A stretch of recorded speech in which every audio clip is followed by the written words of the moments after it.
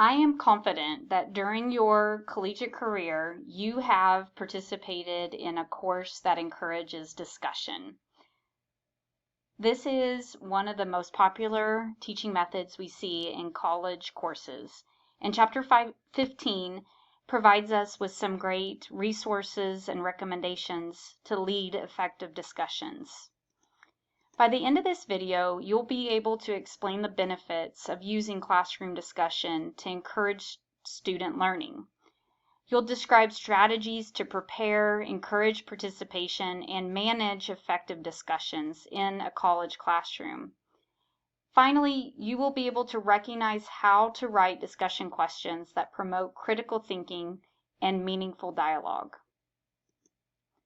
So when you reflect upon your own experience, either as a student or as a teacher yourselves, you might wonder, why do we ask students to engage in discussion? What are those benefits? And I'll admit, as a teacher, I'm sometimes a bit wary or intimidated to turn things over to classroom discussion, because if I'm not doing a good job of facilitating that, the students may not be engaging well together. They may not be building on each other's understanding.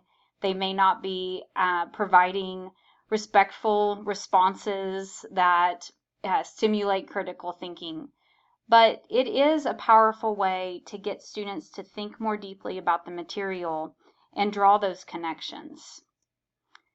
So the book identifies many benefits of using discussion in the classroom. It allows people to examine and possibly change attitudes, beliefs, values, and behaviors. It encourages active listening, critical thinking, and problem-solving skills. It also allows them to communicate orally. For students who are less sure about their writing skills, they might be encouraged to talk about their perspectives and understanding. There are some additional things here about how discussion can enhance their interest in the subject matter. It can help them retain what they learn and move that knowledge into new situations. It can even promote civic engagement. So there's certainly benefits to using this approach in your teaching methods as an additional tool. But you do need to spend some time reflecting and planning for the integration of discussion. You need to consider why you want students to speak up. What is it that you're really hoping that they will get out of that exchange of ideas? You'll need to decide how much and how students will be required to speak. So are they required in every class session to contribute? Are they required by the end of the week to have said something and contributed? And how are you going to keep track of that? You also have to make sure the discussion is connected to learning outcomes and assessment tools. So will they be quizzed or expected to recall information from the discussions on their test or in an additional writing assignment? It also can be sometimes difficult to keep them on task. So you have to make sure that that discussion is relevant to the course material.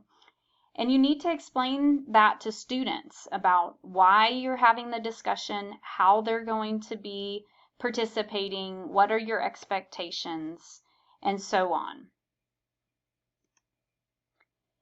In class, there are a number of things you can do to encourage participation.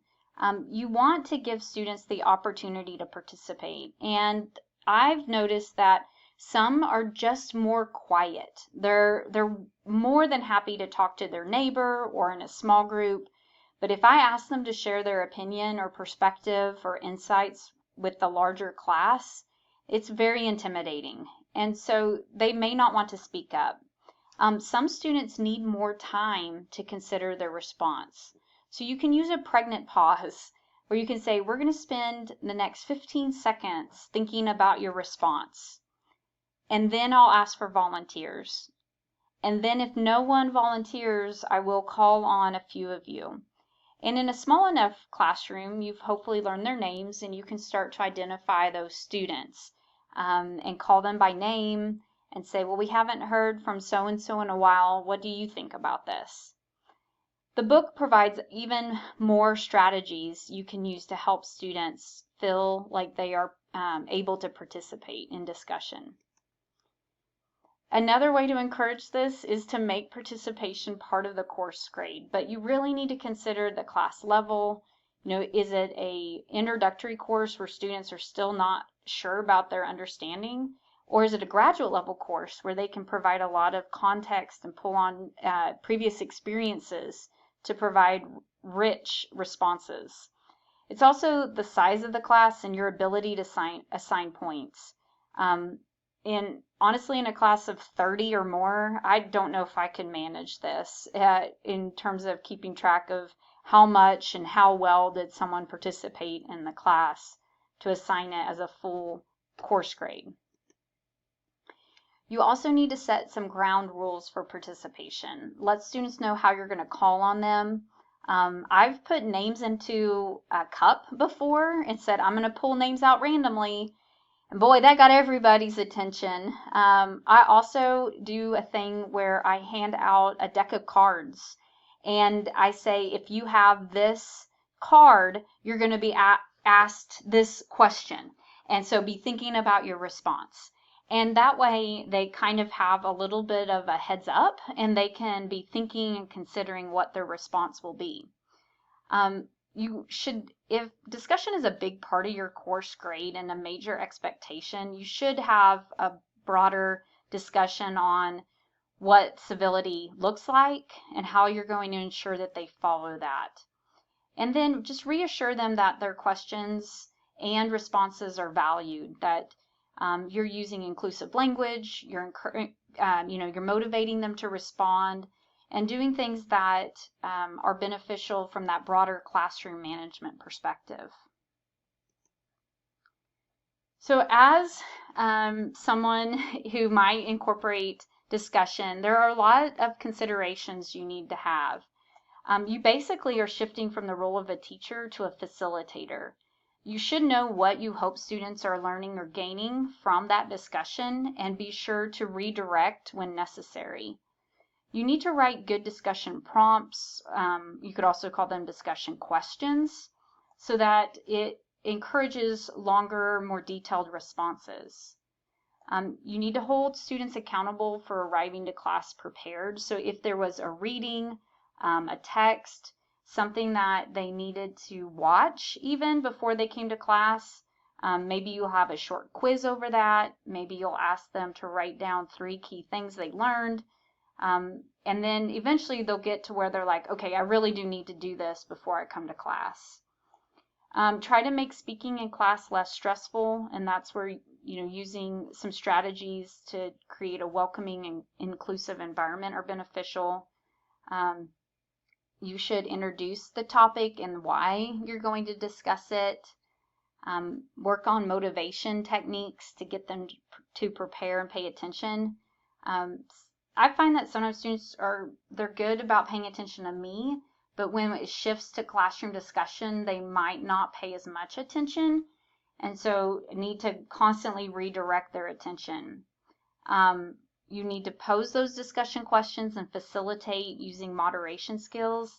That's a great point from so-and-so. Does anyone agree? Now that we've heard that, are there any others who have a different perspective? So using these sort of techniques will help guide that discussion in class. You need to pay attention of who's talking a lot and those who might need encouragement. There's some students who have helium hands, those whose hands are always in the air. And there's strategies you can use like, hey, I really appreciate, let me come back to you if we have time, but I'm going to hear from some folks who haven't talked as much. And just acknowledging them and their enthusiasm helps, and then you can redirect to some others because they know who the talkers are going to be and they may not feel like they can speak up. So again, as the instructor, you're going to be working hard. It's not a chance just to sit back and kick up your heels. You have to be constantly engaged in making sure that students are moving toward those learning outcomes you've identified. So in the book, it recognizes two distinct ways that you could approach the questions you write. One of those was McKeechie's, and the other was Brookfield and Preskill's momentum questions. So the book has more details on these, but I wanted to just play with what would this look like if I was teaching an agricultural issues course. I mean, what a great course to get to have to encourage discussion about current events and agricultural issues. So I use those areas of the McKeechie's discussion questions to write some potential open-ended, I hope thought-provoking discussion questions. And I'll leave them here on the slide. I'm not going to read them all to you, but I hope you can see how these are different. What I might ask students to do in a comparative question is different than evaluative and then connective or critical. And so all of these could be used in a class to guide that discussion about current events if that was the goal for that particular course and class session.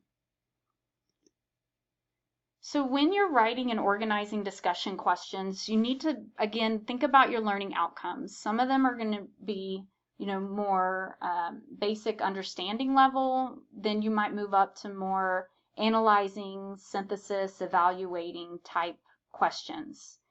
They do need to be open-ended. Students shouldn't be able to just say yes or no. And using Bloom's hierarchy to write these questions is helpful, and there's an example of how you could do that in the book. So in review, classroom discussions are a great resource to promote deeper learning, critical thinking, and student engagement, but it requires setting the stage. You need to be actively engaged in establishing ground rules, clarifying expectations, and creating that inclusive and welcoming environment. Encouraging participation requires you to have open-ended questions, moderating the discussion, validating their contributions. And, there's a lot that needs to be done as the instructor, even if you're turning over the discussion to your students, because you're going to have to be working to balance who's speaking, are they staying on topic, and then if there is some conflict that arises, that you can manage that respectfully. Writing good discussion questions will help you make sure that students have a chance to think about it in more depth and can respond perhaps with different perspectives, but it is all still trying to address those learning outcomes that you've identified.